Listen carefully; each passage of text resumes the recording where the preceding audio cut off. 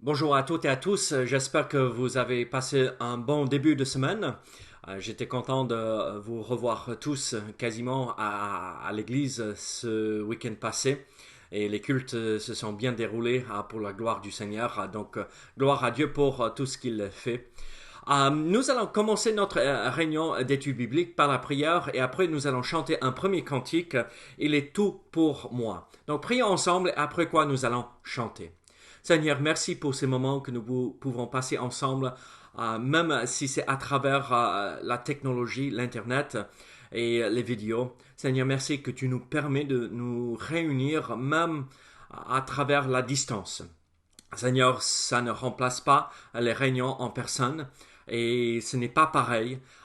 Et Seigneur, tu nous appelles à se réunir physiquement, c'est ça, être une église. Donc Seigneur, nous faisons ce que tu nous appelles à faire. Mais Seigneur, nous voulons continuer à étudier la parole pendant la semaine, pendant cette période de difficulté.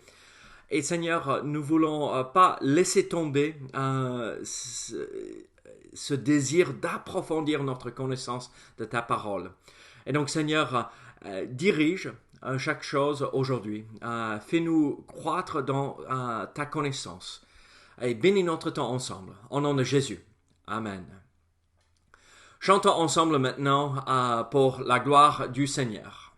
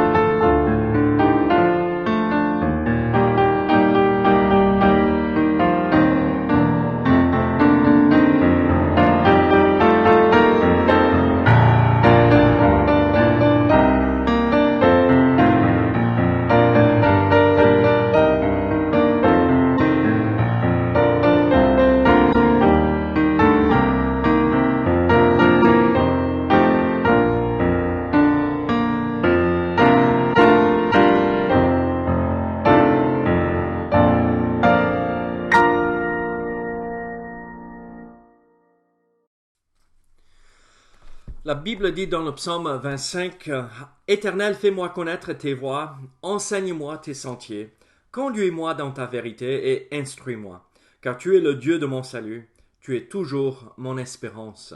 Nous aimons bien chanter ce cantique, mais c'est aussi une vérité importante à nous de comprendre et de vivre. Éternel, fais-moi connaître tes voies, enseigne-moi tes vérités, instruis-moi.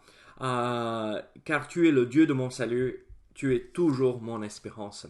Vous savez, le seul moyen que Dieu va pouvoir nous enseigner ces vérités, seul moyen qui sera le Dieu de notre salut, seul moyen qui nous montrera ses voies dans notre vie de chaque jour, c'est que si nous nous humilions devant ce grand Dieu merveilleux. Et donc chantons un prochain cantique, si mon peuple s'humilie, il guérira notre pays, il nous accompagnera, il nous conduira.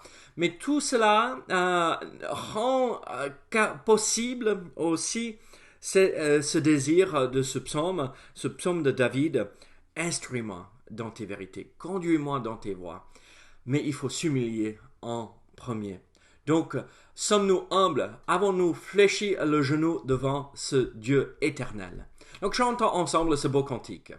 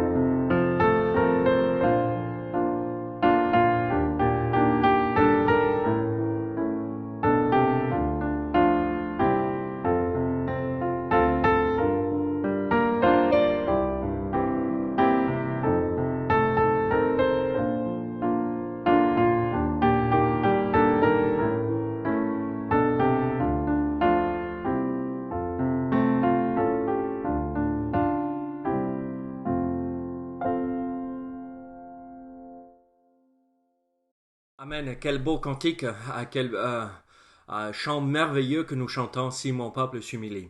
Aujourd'hui, je vous invite à ouvrir votre Bible à 2 Samuel, chapitre 23. Nous arrivons à la fin de cette série sur la vie de David, cette série d'études bibliques. Et nous allons regarder le dernier chapitre, pas même le chapitre entier, juste les 7 premiers versets de 2 Samuel chapitre 23. Et vous allez remarquer que nous nous sommes arrêtés en chapitre 19 à partir de verset 8 au verset 8. Et là, ce n'est pas que ces chapitres ne sont pas importants, mais nous voyons, c'est la continuité de ces événements que nous avons vus avec la révolte d'Absalom, où David revient, est chassé de Jérusalem, mais il revient, Dieu lui accorde la victoire. Et donc c'est toute cette œuvre pour être rétabli ou reconnu à nouveau comme roi d'Israël, de Juda, et tout ce processus, bien sûr avec la révolte de Sheba et les conséquences de cela. Et en fait, nous voyons ici des histoires assez tristes et même beaucoup de violence. Et il faut se remettre, il faut essayer de comprendre l'histoire ou l'époque dans laquelle David a vécu. Ce n'est pas comme aujourd'hui. La guerre n'est jamais jolie et ce n'est pas du tout ce que Dieu veut. Mais l'homme est violent. Et donc, parfois, il faut agir violemment pour instaurer la paix. Et donc, Dieu veut la paix, mais pas par la violence, mais parfois à cause de l'homme et sa méchanceté, la violence règne. Et donc, malgré cela, Dieu s'est servi de David pour établir la paix en Israël. Et David était toujours l'homme après le cœur de Dieu. C'était plutôt un homme paisible que violent, même si il a été violent pendant sa vie. Et nous voyons le désir de David, en fait, dans ce dernier chapitre de 2 Samuel, d'être cet homme de justice, de paix. Et c'est un poème, en fait, qui est assez prophétique aussi, messianique. Et donc, c'est un poème où les dernières paroles de David sont une image de ce que ça sera avec Jésus-Christ, comme le fils de David, établi comme roi, celui qui règne sur toute la terre. Et donc, regardez avec moi 2 Samuel, chapitre 23, et nous allons lire les 7 premiers versets. La Bible dit dans le verset 1er, voici les dernières paroles de David. Paroles de David, fils d'Isaïe. Paroles de l'homme haut placé, de loin du Dieu de Jacob, du chantre agréable d'Israël. L'Esprit de l'Éternel parle par moi, et sa parole est sur ma langue. Le Dieu d'Israël m'a dit, celui qui règne parmi les hommes avec justice, celui qui règne dans la crainte de Dieu, est pareille à la lumière du matin, quand le soleil brille, et que la matinée est sans nuage. Ses rayons, après la pluie, font sortir de terre la verdure. N'en est-il pas ainsi de ma maison devant Dieu, puisqu'il a fait avec moi une alliance éternelle, et en tout point bien réglée et offrant pleine sécurité? Ne fera-t-il pas germer tout mon salut et tous mes désirs? Mais les méchants sont tous comme des épines que l'on rejette, et que l'on ne prend pas avec la main. Celui qui les touche s'arme d'un fer ou du bois d'une lance, et on les brûle au feu sur place. Nous prions ensemble que le Seigneur nous aide à comprendre ce qu'il veut nous montrer ici aujourd'hui. Seigneur, merci pour ce dernier psaume que David a écrit, qui est préservé pour nous dans ta parole parfaite, magnifique. Seigneur, nous avons vu à travers la vie de David, en fait, comment tu as utilisé un homme imparfait, et malgré la méchanceté de l'homme, et même le péché de David, que tu t'es servi de cet homme, malgré lui, pour accomplir ta volonté. Et ça nous révèle et ça nous montre que tu peux te servir de nous, malgré nos faiblesses, malgré nos péchés. Si nous revenons à toi par la repentance, que tu peux te servir de nous. Donc Seigneur, aide-nous à suivre David dans ces exemples merveilleux, où il était droit et juste, et aide-nous à regarder à ces moments de faiblesse et de péché dans sa vie comme un avertissement pour nous, et des choses à éviter, afin de te ressembler dans notre vie. Au nom de Jésus. Amen. Alors nous voyons ici dans ces 7 versets les dernières paroles, on va dire, inspirées, parce que si nous continuons à lire ce psaume et un roi et 2 rois, un chronique et 2 chroniques, nous comprenons que ce n'est pas forcément les dernières paroles que David a annoncées, mais ici nous retrouvons les dernières paroles inspirées de Dieu, que David a relatées à tous ceux qui l'entouraient, et pour nous aussi. Et donc, vous savez, quand nous arrivons à ce moment, la fin de la vie, nous nous attendons sur chaque parole qu'une personne pourrait annoncer, ces derniers mots de sagesse que quelqu'un va transmettre à ceux qui restent derrière, en attendant de les retrouver au ciel. Et c'est un peu ce que nous voulons voir aujourd'hui. Quelles sont ces dernières paroles que David a annoncées? Je vais vous raconter ou vous transmettre les dernières paroles d'autres hommes de Dieu. Richard Baxter a dit: Seigneur, ce que tu veux, où tu veux et quand tu veux. La sagesse. David Brainerd, dans ses dernières paroles écrites dans son journal personnel, il dit: Oh, viens, Seigneur Jésus, viens bientôt. Amen. Son désir de voir le Seigneur face à face. Oh, viens, Seigneur, je veux te rejoindre.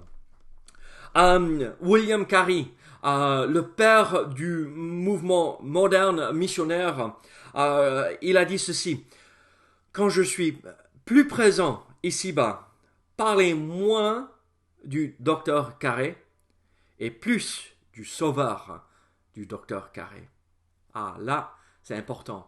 J'espère que les gens ne parlent pas de moi, mais ils parlent de mon sauveur, mon Seigneur, et qu'ils relatent tout ce que Dieu a fait.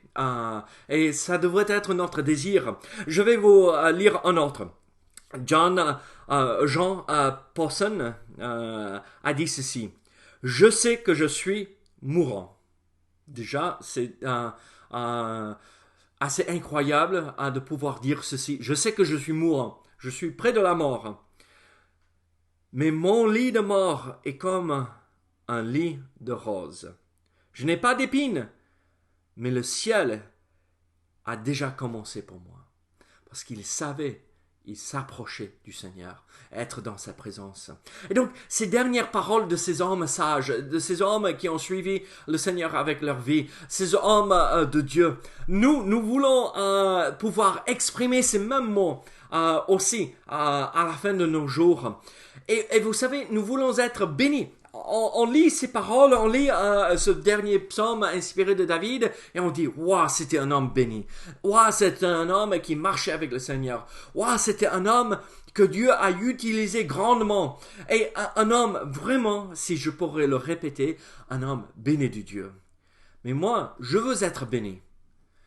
Et vous aussi, je le sais, vous voulez être bénis du Seigneur. Et en fait, dans ce psaume, Dieu inspire David afin qu'il nous révèle comment être bénis. Afin qu'à la fin de nos jours, nous pouvons être ces hommes et ces femmes sages qui relatent ces dernières paroles de sagesse à ceux qui restent. Est-ce que vous voulez être bénis? Moi, oui. Alors, suivons le conseil que David nous donne ici. Et suivant les indices que David nous laisse ici avec ses dernières paroles inspirées. Et quelle est cette sagesse que David nous transmet pour être béni? Regardez, les versets 1 et 2. Voici les dernières paroles de David, paroles de David, fils d'Isaïe, paroles de l'homme haut placé, de loin du Dieu de Jacob, du chantre agréable d'Israël. L'Esprit de l'Éternel parle par moi, et sa parole est sur ma langue. Voici la vérité importante pour être béni, pour pouvoir exprimer ces dernières paroles de sagesse à la fin de nos jours. C'est être un enfant de Dieu. Vous avez vu ce que David dit, les paroles de David, fils d'Isaïe. Donc, il sait d'où il vient. C'est un homme comme nous tous. Il vient d'une famille humble à Bethléem. Et donc, il ne se voit pas comme quelqu'un de grand. Mais il dit à la fin, parole de l'homme haut placé. Et il reconnaît qu'il a atteint le sommet. Il était le roi d'Israël et il est reconnaissant pour cela, loin du Dieu de Jacob, du chantre agréable d'Israël. Il reconnaît que Dieu s'est servi de lui pour accomplir des choses merveilleuses à travers sa vie. Mais regardez, donc il reconnaît c'est un homme, le fils d'Isaïe, mais que Dieu a utilisé. Mais regardez ce qu'il dit, il faut être un enfant de Dieu. L'Esprit de l'Éternel parle par moi et sa parole est sur ma bouche. Le Dieu d'Israël m'a dit. Alors, qu'est-ce que nous voyons ici? Nous voyons un homme qui reconnaît avoir l'Esprit de Dieu en lui. Il reconnaît que Dieu lui parle. Et le seul moyen d'avoir l'Esprit de Dieu en nous, le seul moyen que Dieu puisse nous parler, c'est venir par la foi dans l'œuvre accomplie de Jésus-Christ, reconnaître notre état de pécheur, reconnaître notre besoin d'un sauveur et du pardon de nos péchés, et dire Seigneur, je crois. Je crois que tu es mort à ma place sur la croix. Je crois que tu as été enseveli. Je crois que tu as vécu ta vie parfaite ici-bas. Que tu es Dieu incarné. Que tu as été enseveli. Tu es ressuscité. Seigneur, j'accepte cette œuvre parfaite que tu as accomplie à la croix. Je viens à toi. Pardonne-moi de mes péchés. Je sais que mon péché a brisé cette relation avec Dieu qu'il voulait avoir avec moi et je viens humblement devant toi et je te demande de me sauver, de me pardonner. Et donc, Seigneur, entre dans ma vie et par son Saint-Esprit, il rentre en nous et le Saint-Esprit habite en nous en permanence. Et le Saint-Esprit a accompli une œuvre magnifique. Il nous régénère, il nous remplit de sa plénitude. Et après, on peut se soumettre à la volonté de Dieu et Christ et Dieu peut accomplir une œuvre parfaite à travers l'Esprit. Mais tout ça nous rend capables et nous sommes transformés en enfants de Dieu, où nous ne sommes plus ennemis de Dieu. Je vous pose une question. Voulez-vous être béni du Seigneur? Voulez-vous être béni du Créateur de l'univers, de ce Dieu tout-puissant? Devenez son enfant. Venez par la foi accepter Jésus-Christ comme votre sauveur. Si vous avez des questions, comment faire cela? Appelez-nous. Si vous avez des questions, comment placer sa foi en Jésus-Christ, venez à l'église. On a le culte le samedi et le dimanche matin et le dimanche après-midi. Venez et vous pouvez nous rencontrer et nous pouvons partager comment reconnaître votre sauveur personnel et commencer à vivre cette vie bénie avec lui. Mais alors, comment être béni? Ici, nous voyons, il faut être un enfant de Dieu. Et en étant enfant de Dieu, nous recevons l'Esprit Saint. Et il nous parle, il nous transforme, il nous régénère et il nous conduit dans cette vie ici-bas. Mais ça ne s'arrête pas là. La vie bénie commence au moment du salut. Mais il ne faut pas s'arrêter là. Ça ne s'arrête pas là. Regardez verset 3. Dieu, à travers la bouche de David, nous révèle une autre vérité importante pour être béni. Regardez ce qu'il dit. Le Dieu d'Israël m'a dit, celui qui règne parmi les hommes avec justice, celui qui règne dans la crainte de Dieu, est pareil à la lumière du matin, quand le soleil brille. Regardez, chaque matin quand le soleil se lève, nous voyons la bénédiction de Dieu. Nous voyons en fait et que la matinée est sans nuages, ses rayons après la pluie font sortir de terre la verdure. Nous voyons alors ce principe de bénédiction. Et David dit, et il parle spécifiquement ici de celui qui dirige, celui qui règne.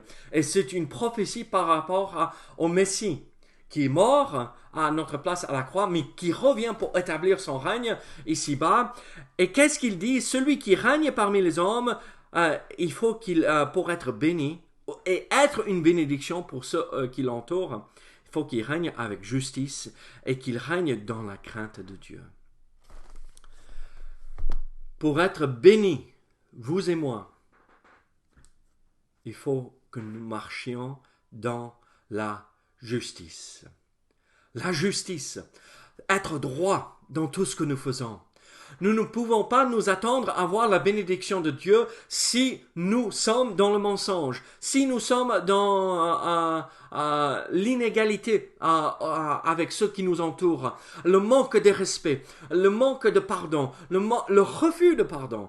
Si nous trichons, si nous détournons quoi que ce soit, Dieu ne bénira pas. Alors, êtes-vous dans la justice? Dieu ne peut pas bénir une personne. Peut-être ça va vous choquer un tout petit peu ce que je vais vous dire ici. Mais à l'intérieur de moi, quand certaines personnes viennent me voir, mais pourquoi ma vie, je ne suis pas heureux dans ma vie, pourquoi rien ne fonctionne, pourquoi je n'ai pas ceci, pourquoi... Et je regarde leur vie et je dis, mais mince alors, il est impossible que Dieu bénisse. Parce que nous n'avons pas notre vie en règle. La personne n'a pas sa vie en règle. Et vous vous attendez que le Dieu 3 fois saint bénisse votre vie et vous ne marchez pas droit. C'est pas possible. Vous voulez voir la bénédiction de Dieu? Arrêtez de mentir, arrêtez d'avoir la colère, arrêtez de chercher les petites bébêtes chez les autres. Regardez à votre Seigneur et à lui seul et marchez droit. Pardonnez. C'est le seul moyen d'être béni. Peut-être aujourd'hui vous êtes dans une situation difficile. Tout le monde vous abandonne. Arrêtez de mettre la faute sur les autres et reconnaître que vous êtes à la source de ce problème. Parce que vous ne marchez pas droit avec Dieu. Mettez votre vie en règle. Soyons des hommes et des femmes justes afin de recevoir la bénédiction de Dieu. Afin que ce soleil se lève dans notre vie. et que la verdure ressorte après la pluie et que le matin, sans nuages, éclate dans notre vie afin de voir les bénédictions de Dieu. Marchez dans la justice. Regardez, il dit aussi en verset 3, celui qui règne dans la crainte de Dieu. La crainte, pas la peur, mais la crainte, le respect de Dieu. Dieu est 3 fois saint, Dieu est tout-puissant, Dieu est le créateur de l'univers. Qui sommes-nous pour dire ou dicter à Dieu, Dieu, il faut que tu fasses ceci, ceci, ceci, ceci. Non. Respectons Dieu. Ce plan qu'il a établi dans notre vie, acceptons-le afin de craindre et respecter. La sagesse commence avec la crainte du Seigneur. Vous le savez, c'est dans la parole. Alors, la sagesse que nous pouvons partager, qui est une bénédiction avec les autres, commence avec nous dans la crainte de l'Éternel. Respectons Dieu. Ne soyons pas ceux dans ce nouveau mouvement dans l'Église moderne où Dieu est mon pote. Non, Dieu n'est pas votre pote. Dieu est votre roi. Humilions-nous devant ce grand roi. Oui, il est l'ami fidèle et tendre. Il est notre Père, mais il n'est pas notre pote. Il est le souverain. Ayons du respect quand nous lui prions, quand nous lui parlons. Ayons ce respect digne de ce Dieu merveilleux. Là, nous voyons aussi les bénédictions au verset 4 que Dieu veut donner à travers celui qui règne, qui dirige sa vie dans le respect et dans la justice, et dans celui qui est son enfant. Mais nous voyons aussi dans le verset 5 une vérité importante pour être béni.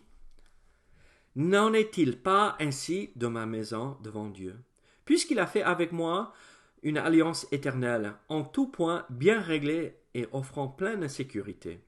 Ne fera-t-il pas germer tout mon salut et tous mes désirs? Qu'est-ce que nous voyons ici?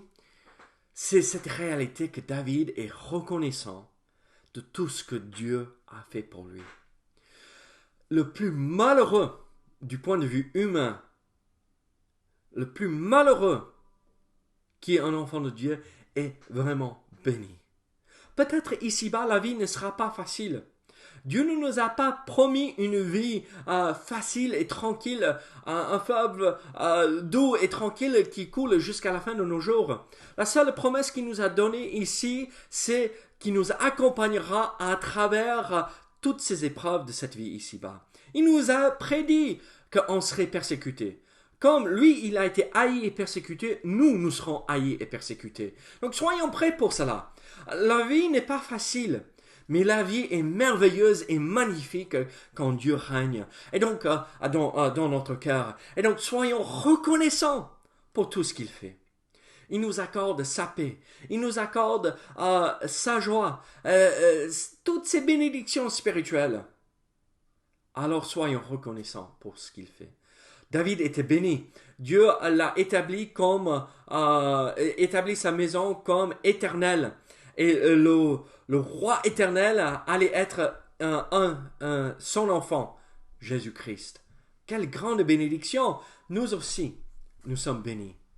Alors, soyons reconnaissants pour ce qu'il a accompli. Et s'il a fait seulement une seule chose dans notre vie, il nous a sauvés, nous pouvons le louer et être reconnaissants et apporter la louange devant lui jusqu'à la fin de nos jours. Alors, il y a une dernière vérité pour être béni. C'est dans les versets 6 et 7. Regardez ce qu'il dit. Mais les méchants sont tous comme des épines que l'on rejette et que l'on ne prend pas avec la main. Celui qui les touche s'arme d'un fer ou du bois d'une lance, et on les brûle au feu sur place. Mais les méchants sont tous comme des épines que l'on rejette. Voici la dernière vérité pour être béni de ce passage. Bien sûr, ce n'est pas toutes les vérités importantes à mettre en place dans notre vie pour être béni par le Seigneur. Mais c'est une bonne base. C'est un bon point de départ pour la vie bénie. Et quelle est cette vérité ici dans les versets 6 et 7? Rejetez, écartez les méchants. Soyons sûrs que nous nous entourons des hommes et des femmes qui marchent avec le Seigneur. C'est impossible de voir la bénédiction de Dieu si nous côtoyons les méchants. Ce n'est pas que nous ne parlons pas avec les gens qui ne connaissent pas le Seigneur. Juste, même là, hier soir, on avait des invités qui ne sont pas des croyants. Pourquoi avons-nous invité ces gens à la maison? Pour développer une amitié avec eux, pour pouvoir montrer un témoignage de la bonté de Dieu devant ces gens, pour qu'ils rencontrent éventuellement, priant que le Seigneur, et que le Seigneur fasse une œuvre dans leur cœur. Mais ce n'est pas à eux de nous influencer, c'est à nous de les influencer. Vous voyez ce que je veux dire? Et donc, on écarte les méchants de notre vie. S'ils sont une influence, on ne les suit pas. On ne les permet pas de nous influencer. Nous sommes appelés à être la lumière et le sel de ce monde. Alors, ne suivons pas les voies des méchants, mais suivons les voies du Seigneur. Ce que David nous a révélé ici, dans ce poème, dans ce psaume, est important. Voulez-vous être béni dans votre vie? Soyons des enfants de Dieu. Marchons dans la justice, marchons dans le respect et la crainte de l'Éternel. Soyons reconnaissants pour tout ce que Dieu a fait. Et écartons le péché, écartons les méchants. Ne suivons pas leur voie, mais suivons les voies du Seigneur. Et vous savez quoi? On pourrait être béni. Pas matériellement, mais spirituellement, de la part du Seigneur. Alors, êtes-vous béni aujourd'hui? Prions ensemble. Seigneur, merci pour ta parole. Seigneur, merci pour ces dernières paroles de David. Cette sagesse qu'il nous a transmise tout au long de sa vie, même dans ces moments de faiblesse, de péché.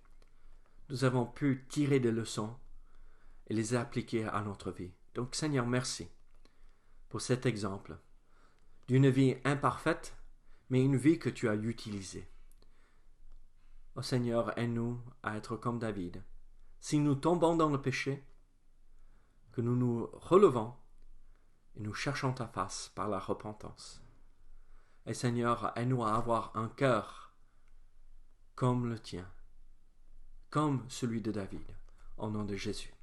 Amen.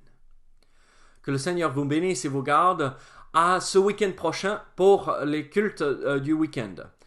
À très bientôt. Au revoir.